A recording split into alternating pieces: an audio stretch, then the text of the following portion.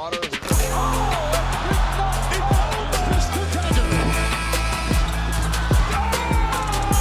B going to work in the paint. Eastern Conference Final. New NBA champion. And it's a team from Toronto, Canada. We, the North, are now we, the champions. What is going on, Raptors Nation? It is Luca here, back with another video. Hope you're all doing well. It is Thursday, February 15th, as the Raptors will be off for 8 days. They head into their All-Star break, so no Raptors basketball for a while. It's going to be weird not sitting down and watch these games. I mean, what else am I going to do in my time now? But in this pod, I wanted to talk about Scottie Barnes responding in a big way. It was a fantastic finish to the first part of the season. I mean, highly entertaining game. Obviously, Pascal Siakam making his return to Toronto, Raptors falling short. Then we're going to talk about the Raptors heading into their All-Star break. They're going to be off for the next week. And then I'm going to give you some expectations for the rest of the season. So we are going to dive right into it. Before we do just that, do me a favor, everybody, hit a like on the video. It helps a ton. And also, please subscribe to the channel for more content over here on the Raptors Nation YouTube channel. Remember, you can get this podcast wherever you get your podcast, either on Apple, iTunes, or Spotify. The Raptors Nation podcast coming to you every single Thursday. And even though there's going to be no games for the next week, definitely going to have some fresh new content on this channel and over at raptorsnation.com, where you can check out our daily articles covering the Toronto Raptors. So let's first start here and talk about Scottie Barnes responding in a big way. So all eyes were on Scottie. He was somebody who I was particularly looking at following what happened against the San Antonio Spurs. We know what happened. Scottie Barnes had one of his worst games of the season.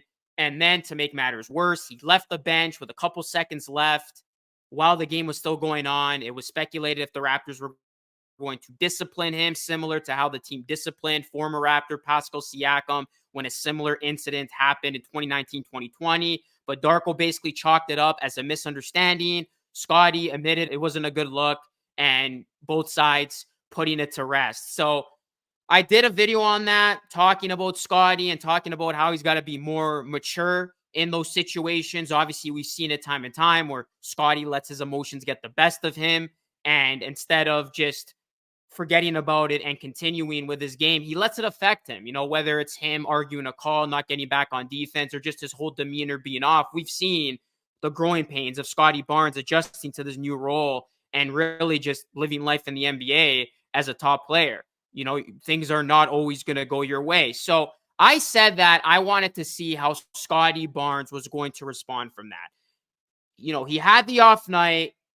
He made the mistake of leaving the bench early. Which Scottie Barnes were we going to see in the first game out of that? Well, we got the Scottie Barnes that I loved to see in this spot. Scottie Barnes absolutely delivered right from the start. You can tell he was going to go out there and prove that he learned from his mistake and he was going to carry himself in a much better way. And that he did. 29 points, had 12 rebounds, 8 assists. He turned it on in the fourth quarter. Scottie, consoling RJ Barrett after he missed the potential game-tying shot. So showing his true leadership skills there of getting behind his teammate and saying, it's okay, it's okay. So I really liked what I saw from Scottie. This was an excellent response from him. And you guys got to remember with Scottie, right? He's only 22 years old. This is a very different situation he finds himself in now than the first 2 seasons of his career. So much change has gone on. I mean, the entire Raptors roster has just been completely overhauled. Half the players that Scottie played with aren't here anymore. Just a completely different situation and circumstances from a season ago. So a lot has happened. And, you got to cut Scottie a little bit of slack. Obviously, a young player going through a breakout season. He's heading to the All-Star game, going through changes where he saw a couple of his close friends get traded. OG he was tight with, Siakam. It's going to affect him in a certain way, and he's not going to be able to handle himself the way you want him to correctly every single time. But what is important is Scottie Barnes hanging in there, showing his positive demeanor and showing that he can be this team's backbone. He can be the guy that this team relies on. And I thought in that Pacers game, which was highly entertaining back and forth when the Pacers made their run, when that offense was going, I thought Scottie Barnes did a great job of responding. Obviously, he would have liked to have a possession back late with a minute left, but he stepped up, hit a big shot, got a big block. He was aggressive in the fourth quarter, didn't shy away like he did when Wemby was dominating the Raptors in the game prior. So this was what you wanted to see from Scottie Barnes, who definitely looked like an all-star in this situation, in this spot. And although the Raptors didn't get the win, all you can ask for is this team looking competent and this team putting together hard-fought performances in a rebuild. Because whatever we saw in the last two games, rebuild or not, that's unacceptable, where their team just simply rolls over, especially in that game against the Spurs, getting destroyed by a then 10-win Spurs team. You don't want to see that. We know the Raptors are going to lose games here down the stretch, but you want to see them put forth similar performances to the one they put against the Pacers, where that team was engaged throughout, had a chance there to win at the end, and they got meaningful reps in crunch time. So Scottie, I really liked how he responded. I really liked how he carried himself following that situation against the San Antonio Spurs. And hopefully, the youngster can continue to grow, continue to show that he's ready to be the guy on this team. And, I found that it was very interesting that, Pascal Siakam actually said that he spoke to Scottie Barnes about being the face of the franchise moving forward. And this is per TSN's Josh Lewenberg. And I quote, "As a young man, it's going to be a lot of ups and downs. He just got to be able to take those waves. And as he learns from it, he's going to grow. As long as his head is in the right place, he's going to be fine." So that is what Siakam said about Scottie being the now face of the Raptors franchise. And then Barnes obviously is the number one option now. And Siakam just talked about Barnes doing the right things, and eventually things are going to start to turn around. Because obviously for Scottie, it's frustrating for him that he's putting forth his best effort, but the results aren't there. The Raptors obviously aren't winning right now. And this was Siakam said, just got to be ready. Just know that it's coming. So brace yourself, keep the main thing, and just keep moving forward. If you do the right things will turn around. I think he's in a good place. He's going to be all right. So really nice quotes from the former Raptor Pascal Siakam. Obviously, it was a very special night for him, getting the ovation that he did from the Raptors faithful, going up against his old team, getting the dagger against his old team, and then sharing a nice moment there at the end, hugging Scottie Barnes and obviously offering some words of advice for Scottie. And that's important to know for Scottie. Just keep going out there, playing at your highest level, and eventually this tide is going to turn. And, these disappointing losses are going to turn into wins. And I know for Scottie, he desperately wants to win now. You can tell he's a competitor. Scottie, I thought he handled himself in a much better way against the Indiana Pacers, which is great to see. All right, next we're going to talk about the Raptors officially heading into their All-Star break. So like I said, the Raptors are going to be off for the next 8 days. They will be back in action next Thursday when they take on the Brooklyn Nets. So the Raptors, obviously, it has been a wild, wild season for them. A lot of changes, a lot of new faces. And I think this rest and this long break is going to do them well. Obviously trying to get acclimated with the new guys coming in. Emmanuel Quickly, RJ Barrett, only a month and a half into their tenures with the Toronto Raptors. Raptors making some more trades at the deadline, bringing in some other new faces and Olynyk, Abaji. So this is a team that's seen tremendous turnover over the last little bit. Team completely looks different than when they first started the season. So, during this All-Star break, the Raptors can just take some time for themselves and just regroup here. And obviously this team isn't necessarily looking to make a playoff run, but I think it's going to be important for the new guys, obviously, to get familiar with the new Raptor system. Obviously, a guy like Scottie, he's going to be going to the All-Star game, which is going to be great for him. And I think that's going to be an opportunity for Scottie to kind of just be in an environment where he can chill out, ease a bit, and he's going to be around guys who he essentially wants to become. And I think Scottie being in that environment is going to be so huge for his future development and his continued development, because he's obviously the Raptors' best player.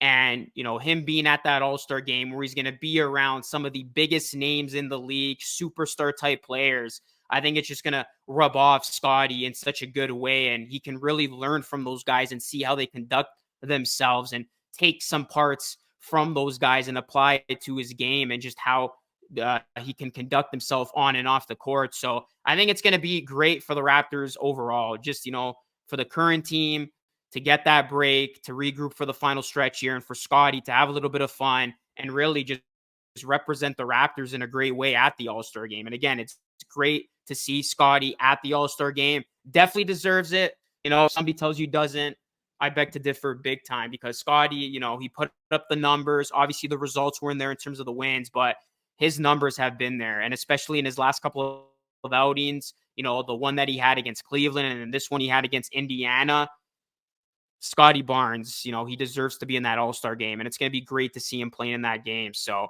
Scottie gears up for the All-Star game. It's going to be fun to see, and the Raptors will be back in action on Thursday as this season is slowly winding down. It's crazy how the season's kind of just gone by as quickly as it has. But yeah, next Thursday, the Raptors will be in action against the Brooklyn Nets. Then they will have the Hawks in a back-to-back on Friday. Then they will have Pascal Siakam again, but that will be on February 26th in Indiana.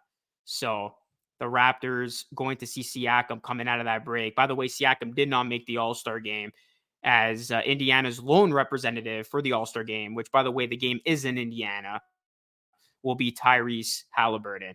So let's talk about the expectations for the rest of the season. Obviously, you look at the Toronto Raptors, they're not where a lot of people expected them to be at the start of the season. Definitely did not expect the Raptors at this point to be 19-36 and basically a team that is in all likelihood not going to be a part of the play-in equation, let alone the playoff equation. Because you look at the Raptors right now, they are 19-36. They've lost 3 in a row, and they are 5 full games back of the Atlanta Hawks. And I think it's safe to say that the rest of the season isn't going to be about winning. It's not going to be about trying to make a play-in push. And Darko basically confirmed it, in some of the things he said before about it's not about wins and losses. It's about player development. It's about playing the young guys. And we've seen it. Grady Dick is slowly starting to get more minutes, which is great to see. Obviously, Barrett is now back from his injury. Emmanuel Quickly, Scottie Barnes doing his thing. Abaji, the youngster that came over in the deal at the trade deadline, is going to get more minutes. So the Raptors are committing to a youth movement. They're committing to playing the younger guys. And I think, for the rest of the season, that's going to be the same theme where this team's going to go out. Hopefully, they don't get blown out of the water where it's unwatchable basketball like it was against the Spurs. But I'm okay if the rest of the season resembles what we saw against the Pacers, where you have a young group prioritizing their young players, showing you a lot of good things. Guys like Scottie and RJ, who are obviously the future of this team quickly. Grady Dick's emergence has been great. And even if they don't win, they show you good things and they fight hard. And they're in games and they're playing with effort and energy and they don't look like a team that's given up. I would be great with that, but if the Raptors for the next little bit are going to resemble the team that we saw against the Spurs, then that is when it becomes problematic. And, that's when it goes beyond being in a rebuild and not being competitive and just, questioning the characters of this team, because at the end of the day, this team, even if they go on to lose a whole bunch more games, you want to see them put forth their best effort. And if it results in a win, great. If it doesn't, at least they showed you some things that they can build on moving forward. So yeah, put it simply here, don't expect the Raptors to make a run for the play-in. Certainly don't expect them to make a run for the playoffs, but expect hopefully what we saw in Indiana to carry over and that young team continuing to grow with confidence and gain experience with playing with each other. And, hopefully this team can build a bit of positive momentum to close out this season and have something to hang their hat on going into the next season. So that is basically what I'm expecting in terms of the compete level and the play of the Toronto Raptors. But it will be interesting because you look at the Raptors right now, guys, there's obviously a lot of talk about what is going to happen with this team's draft pick. So the Raptors right now have 2 picks in the draft. They got the Indiana Pacers pick, which is probably going to be, number 17, projected to be that. They got the Knicks pick via Detroit, which is going to be number 31. But it's all about, are the Raptors going to keep their pick? Is this team going to be able to hold on to their 2024 first round pick, which is top 6 protected and owed to the San Antonio Spurs? Because Memphis, who they're in action tonight, I don't know if they're going to beat the Bucks, but with the way the Bucks have been playing lately, I wouldn't rule it out. They won the other day and the Raptors lost. So when you look at the overall standings at the bottom of the standings, the Raptors right now are tied with the Memphis Grizzlies with the 6th worst record in the NBA. So if the Raptors fall within the top 6, they keep their pick. And then that pick is then owed to the Spurs in 2024. It rolls over. And then just for those of you who are wondering, the Raptors are once again a bottom 6 team next season, then that pick rolls over to 2026. So the Raptors, it would take a lot of luck, but in theory, if this team's going to be bad for the next little bit, could try to keep their next 2 picks if they are one of the 6 worst teams. But we're not going to look ahead. Let's look just for this season for now. Raptors tied with the Grizzlies, 6th worst record. And then you look at the 5th worst record, Blazers, 3 full games up on the Raptors, but still not entirely out of reach for the Raptors to catch them. And then if you really want a long shot, the Charlotte Hornets are 5.5 games up on the Raptors. But the silver lining there is all of a sudden the Hornets are winning games. The Hornets have won 3 in a row since making the trade for Grant Williams. So maybe this team goes on a heater and somehow, starts to rack up these wins. So if the Raptors continue the type of play they've been showing us and continue the type of pace where they'll have a win, but then they'll follow it up with 3, 4, 5 losses, it's not crazy to think that they can find their way into the worst 5, into the worst 6. And if you are the Raptors, you do want to get into that bottom 5 because you have more than a 50% chance at that point to keep your pick. If the Raptors are 6th, I think it's something like 38%. So the Raptors are tanking and want to tank to keep their pick, which, by the way, Bobby Webster's flat out said that's not what this team is looking to do. And obviously he's not going to come on and fully admit that. But if the Raptors have the 6th worst record, there's a good chance they get shafted on draft night. But if they have the 5th worst record, there's a good chance they keep that pick. It's better than 50%. So the Grizzlies, Blazers, Raptors, it's going to be interesting to see if those teams interchange spots. But, the Grizzlies aren't looking to win. So I don't know if the Raptors can necessarily out-tank them. And then the Blazers have been very, very inconsistent. They have lost 5 in a row. I don't know if the Raptors are going to be able to out-tank them. So it's going to be tough. Raptors obviously in a weird position where they're there, but they're still not as bad as some of the teams below them. And I know there's a lot of people that are just saying, let's get it over with. Let the Raptors, finish with the 7th worst record and let their pick convey this year to the Spurs. So then at least their pick's not tied up to the Spurs for 2025 and beyond. Let them pay up now. I know it's going to suck that, the Raptors, after all this losing, aren't going to have a pick to show for, but sooner or later, they're going to have to pay up the Spurs. So a lot of people saying just get it over and done with now. So I actually want to hear what you guys have to say. Would you rather the Raptors keep their 2024 first round pick or let it convey this year where San Antonio gets it and then the Raptors can move on without owing San Antonio their first round pick for the 2025 draft and so forth? Where I stand on this is I think the Raptors should try to keep their 2024 first round pick. And I know people are saying, oh, if it's a weak draft, and if the Raptors keep their pick for this year, then they owe the Spurs their 2025 pick. Well, from what we've seen from the Raptors, it's not hard to see the Raptors, not only being a bottom 6 team this season, but also for next season, guys, because you look at some of the teams below them, they're going to be better next season. I think Memphis is just in a down year. They're going to be back.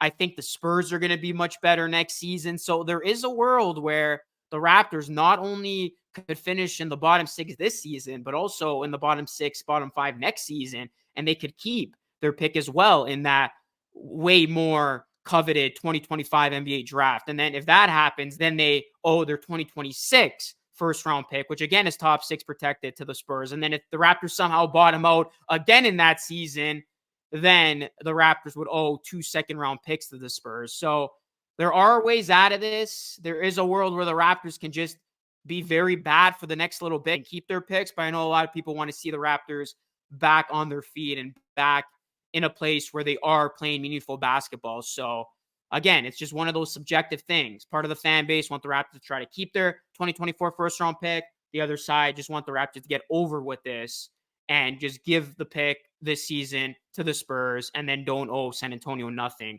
moving forward after this. So yeah, a lot to dissect, a lot to look out for in the final part of the season. But guys, let me know your thoughts. What do you want to see the Raptors do? Do you want to see them, play competitively, or are you down for this team just straight up tanking to try to keep their 2024 first round pick? Let me know your thoughts. Hit a like on the video, guys. Subscribe to the channel if you aren't new.